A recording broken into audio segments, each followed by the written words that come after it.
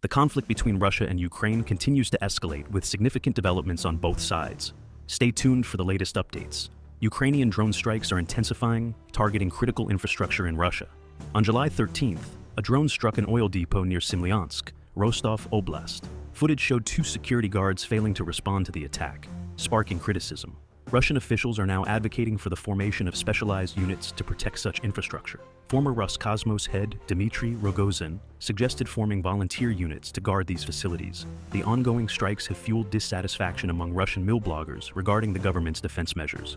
This situation highlights the increasing pressure on Russia's internal security. The Russian military is deploying under-equipped units initially intended as operational reserves. Reports indicate that the 27th Motorized Rifle Division, meant for reserve, was deployed prematurely to Avdiivka and Toretsk. These units lack their full complement of weapons and equipment, with some regiments only equipped up to 87% of their requirements. This premature deployment suggests significant strain on Russia's defense industrial base and the ongoing need to reinforce frontline operations. The accelerated deployment underlines the challenges Russia faces in maintaining effective military operations amid resource constraints. Following the July 9th to 11th NATO summit, Ukraine secured significant security agreements and aid packages. NATO member states pledged long-term security assistance worth €40 billion, covering military equipment, logistics, training, and non-lethal aid. Bilateral agreements were signed with Romania, Luxembourg, and Poland, including the transfer of a Patriot air defense system and military training. The European Commission announced the Ukraine Compact, supported by 21 countries and the EU, to enhance Ukraine's defensive capabilities. Additionally, Australia committed $250 million in military aid, further strengthening Ukraine's defense against Russian aggression.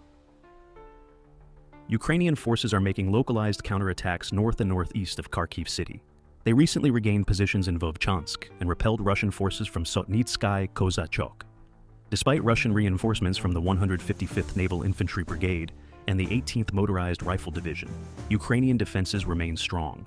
The Russian northern grouping of forces, with 30,000 to 70,000 troops, struggles to penetrate Ukrainian defenses fully.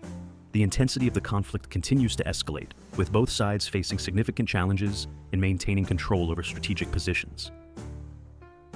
Russian forces are making advances along the Kupiansk-Svatove-Kreminna line in Luhansk Oblast. Reports indicate progress within Makivka and control over territory up to the Zherebets River. Offensive operations continue near Sinkivka, Vilshana, Petropavlivka, and other key locations. Despite these advances, there are no confirmed changes to the front line.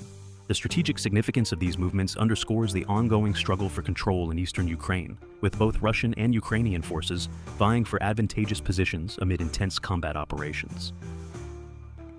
Intense fighting continues in Donetsk Oblast, with Russian forces focusing on several directions. Ground attacks persist near Siversk, Chasiv Yar, and Toretsk, although no confirmed frontline changes have occurred. Small infantry groups supported by artillery and drones characterize Russian tactics near Chasiv Yar.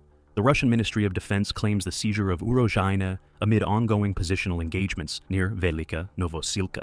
These operations reflect the protracted and fierce battles for territorial control in Donetsk Oblast, highlighting the critical nature of this region in the broader conflict. Russian State Duma Defense Committee Chairman Andrei Kartapolov confirmed no demobilization plans for service members mobilized in fall 2022 before the war's end. This statement comes amid online rumors and family protests demanding demobilization. The Russian Ministry of Defense is working to provide leave and necessary dismissals for frontline service members. The ongoing mobilization efforts underscore the significant manpower requirements faced by the Russian military and the challenges of sustaining long-term combat operations. The focus remains on maintaining and expanding combat power without resorting to a general mobilization.